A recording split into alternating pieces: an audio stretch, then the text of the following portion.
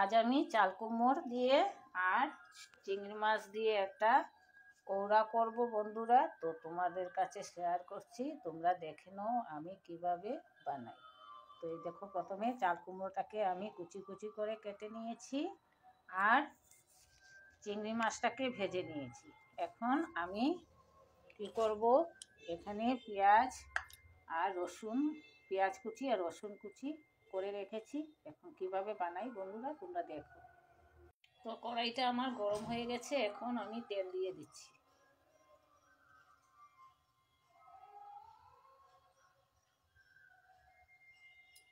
এই দেখো বন্ধুরা, আমি কড়াইটা গরম হয়ে গেছে, এখন আমি তেল দিয়ে দিয়েছি। তারপর দুটো শুকনো লঙ্কা দিয়ে দেবো। একে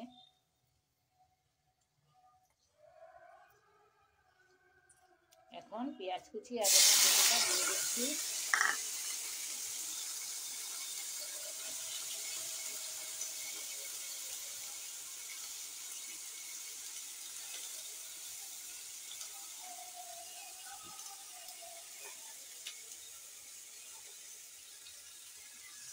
এখন এটা পেঁয়াজ কুচি আর রসুন কুচিটাকে ভালো করে ভেজে নেব।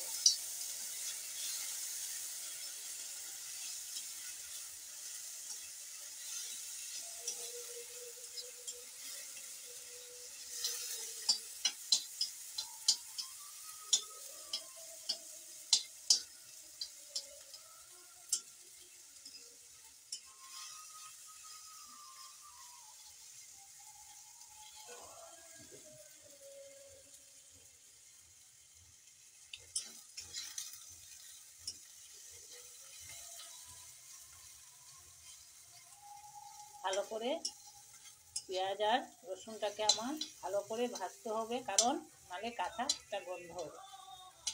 তার জন্য আমি ভালো করে এটাকে ভেজে নিচ্ছি।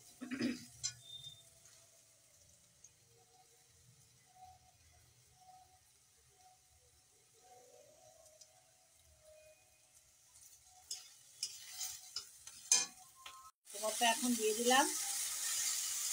পেঁয়াজ রসুনটা ভাজা হওয়ার পর এখন চাল কুমড়োটা দিয়ে দিলাম বন্ধুরা।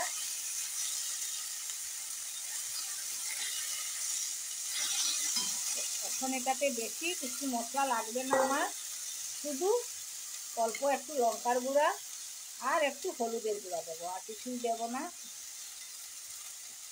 এই যে হলুদের গুঁড়া দিচ্ছি বন্ধুরা, এই দেখো, অল্প একটু হলুদের গুঁড়া আর অল্প আমি এখানে লঙ্কার গুঁড়া দেবো। বেশি ঝাল হলে ভালো লাগে না, অল্প একটু ঝাল হবে, তার জন্য অল্পই দিয়েছি। আর দেব নুন, স্বাদ মতো নুন দেবো বন্ধুরা। এই দেখো, স্বাদ মতো একটু নুন দিয়ে দিলাম। আর সঙ্গে দেব কাঁচা লঙ্কা দুটা, স্মেলের জন্য, যাতে একটা সুগন্ধ হয় কাঁচা লঙ্কার। এই যে দিয়ে দিলাম, বাস। এখন এটাকে আমি ভালো করে কষাবো যত সময় পর্যন্ত আমার চাল কুমড়োটা সেদ্ধ না হবে। সেদ্ধ হওয়ার পর আমি এই ছোটো মাছগুলো দিয়ে দেব। এখন এটা আমি ঢাকবো না, না দেখে করবো, কারণ এমনিতেই তো কুচি কুচি করা, এমনিতেই সিদ্ধ হয়ে যাবে। এই দেখো, চাল কুমড়ো থেকে এমনিতেই জল বেরিয়ে গেছে, শুকিয়ে যাবে। তো এই ছোটো মাছটা এখন দিয়ে দেব, দিয়ে ভালো করে নাড়াচাড়া করে নেব বন্ধুরা।